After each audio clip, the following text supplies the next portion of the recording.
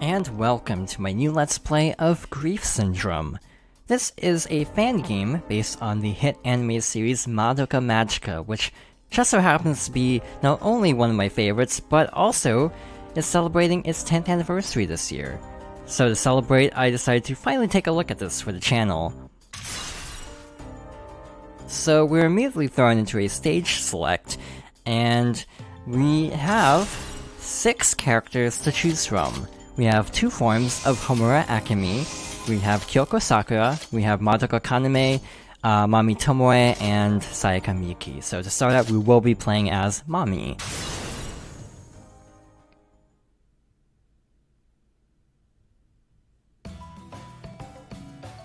So Grief Syndrome is a 2D beat-em-up of sorts. We have weak attacks like so, we have strong attacks.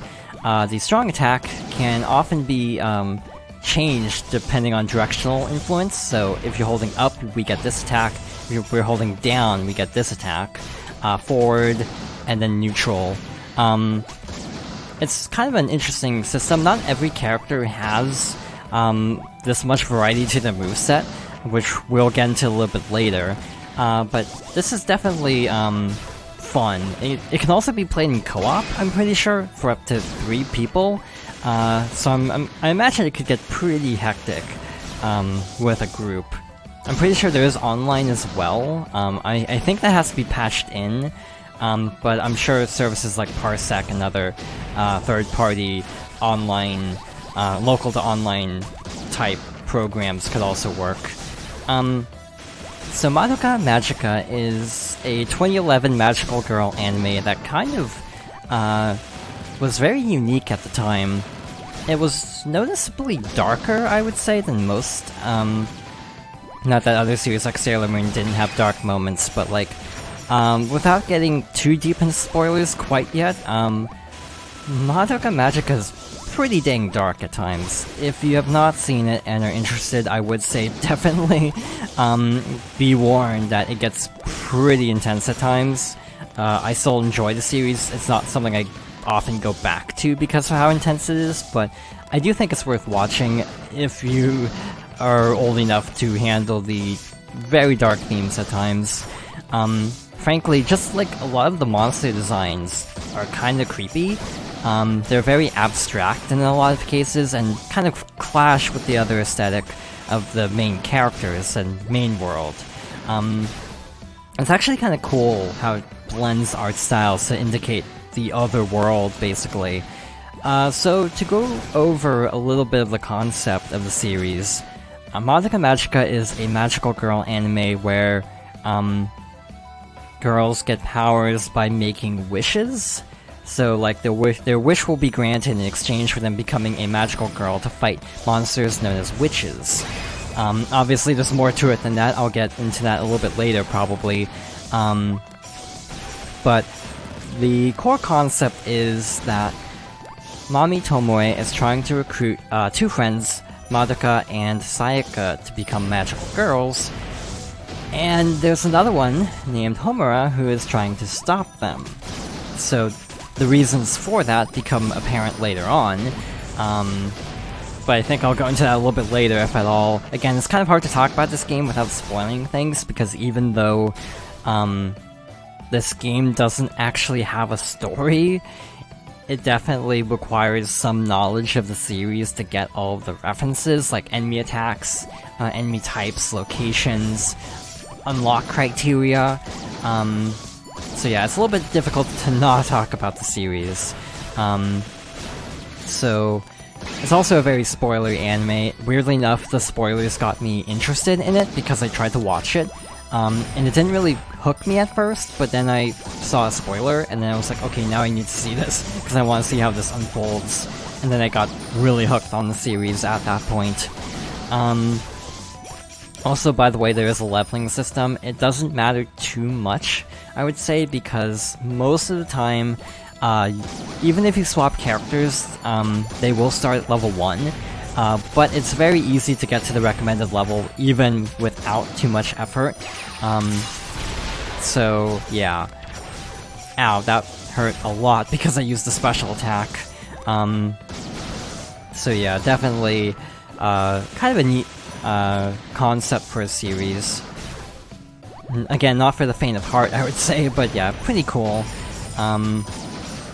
As a beat 'em up, I'm not 100% sure how I feel about it. I'm not the biggest fan of the genre, especially like pure 2D, I would say. I feel like the kind of 2.5D beat 'em ups I find a little bit more interesting. I still need to get around to quite a few that came out in the last couple of years. I'm also not good at beat 'em ups, but this one is pretty manageable. It's actually really short. Like, there's no saving, but it only takes about 40 to 50 minutes, I would say, on like a first run. And also, I think the speedrun is like 20 minutes. So yeah, it's not that difficult, but it's definitely not easy, I would say, as someone who isn't really familiar with the genre. I do like a lot of the gameplay systems, so like the risk versus reward of the special move.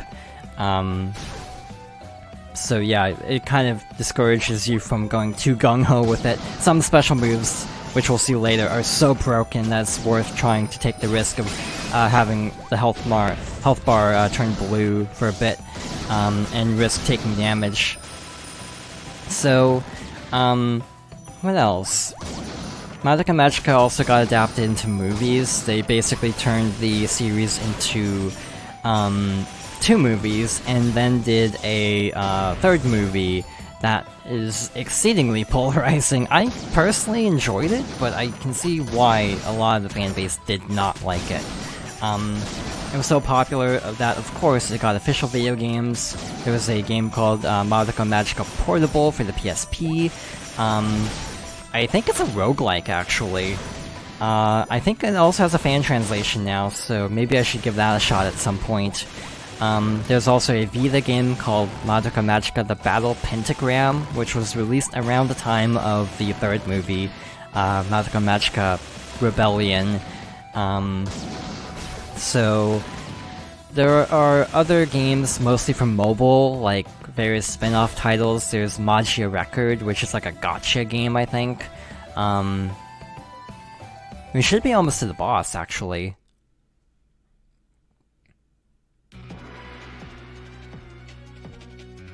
Alright, so this is Gertrude, the first witch in the series, fought by Mommy, I'm pretty sure, canonically. So basically, we have to be really careful, because the bosses are actually no joke, especially with anyone other than Madoka. Madoka basically is a boss killer. Everyone else actually has to kind of work to defeat these enemies. But the health system also is kind of interesting. We have the soul limit, which is the number that's ticking down. It's kind of like an unofficial time limit, but also when we take damage, the soul limit is used to repair the health meter, or to restore the health meter. So obviously when you run out of soul limit, you can't heal anymore and then you die. If you die, then you have to restart the level with a different character. So try not to die. If you do die, it uses up a lot of soul limit, but you are revived as long as you still have soul limit. So that is a sort of a thing in the series. The soul gems, which is the thing on the right of the health meter, the little yellow gem with the darkness rising up. Basically, the soul gems, I think, do heal them. And that's explained a little bit later in the series, so I think I'll hold off until a little bit later. But yeah, it is kind of fascinating that without story, direct storytelling, this game does capture a lot of aspects of the series, just kind of unspoken. Like with the boss designs. The music, I feel like, is kind of off. Like, a lot of it sounds like it could fit with Madoka's musical style, but some of it almost sounds more Kingdom Hearts than Madoka. Which I guess no objections, because Kingdom Hearts still has a good soundtrack. But yeah, it kind of does sound kind of Kingdom Hearts-like at points. We're almost done, by the way.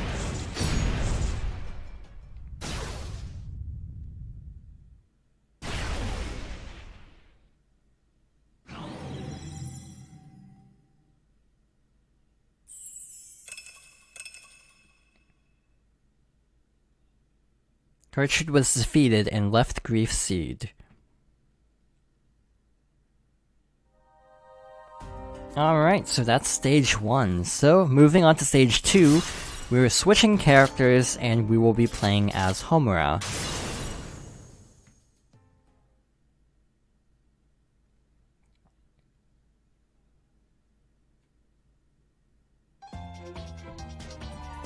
So, I will be switching characters because there are 5 stages, 5 main stages I should say.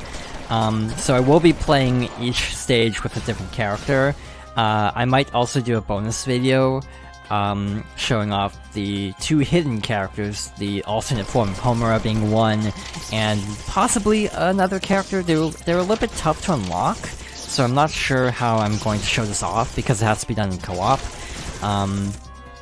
So the grief seeds are dropped by the witches, and they have a lot of lore attached to them that I'm gonna hold off from going into for now.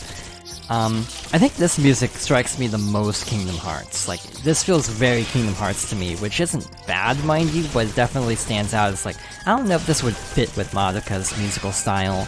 I really do like the music in the series. This, by the way, is based on episode 3 of the series, so they skip an episode, I think. I think the first level is based on episode 1, this is based on episode 3. It's very easy to remember this is based on episode 3 because this is when the overall tone of the series changes a little bit. So I'll go into that when we fight the boss, I think. But we have this little door maze. I do not remember the order off the top of my head. I guess it's right, though. This is definitely the right way. So I've tried to look up guides, but they weren't worded well, so I'm just gonna wing it. We do want to fight a lot of enemies because Homura is back down to level 1, so we want to try to get up to around level 7 or 8 before we get to the boss, so we can have a fighting chance. So Homura's neutral attack, not neutral, weak attack is just a pistol. Her neutral strong attack is a rifle. Her side strong attack is a rocket, and so on. These grenades, which are her down special, I guess you could call it, are really good since these enemies are really short, and a lot of her other attacks can miss them, so just chucking grenades is actually a good strategy in this level. The rifle also works really well. The alternate version of Homura does have different weapons, so she actually does play slightly differently, and that also makes sense in context with the series. Also, you have a missile like that. Also, you can throw grenades up, so she has different specials on the ground versus in the air. It almost plays like a Super Smash Bros. Game at times with the various like side specials. Almost would be a good way to actually think about it, because on controller, it's actually mapped kind of similar. You have A as your weak attack, you have B as your strong attack, you have X as jump. There's no guarding or shielding, so that's kind of tricky to get used to. I do not remember which door is the right door here. I'm gonna guess this one, but I think that's wrong. Okay, I don't know if that's right or not. I was expecting a different enemy pattern, but I think this'll work. I think at some point, the loop will just break. So like, if you get stuck for a really long time, they'll just let you advance anyway, from what I understand. But yeah, you can get through it in a specific amount of turns based on the doors you pick. A lot of times people like to get stuck here. I just went in a circle. A lot of times people like to get stuck here just to level up. On a first playthrough, I don't think leveling is really needed, so I'm gonna avoid doing that for now. So I am gonna try this door then.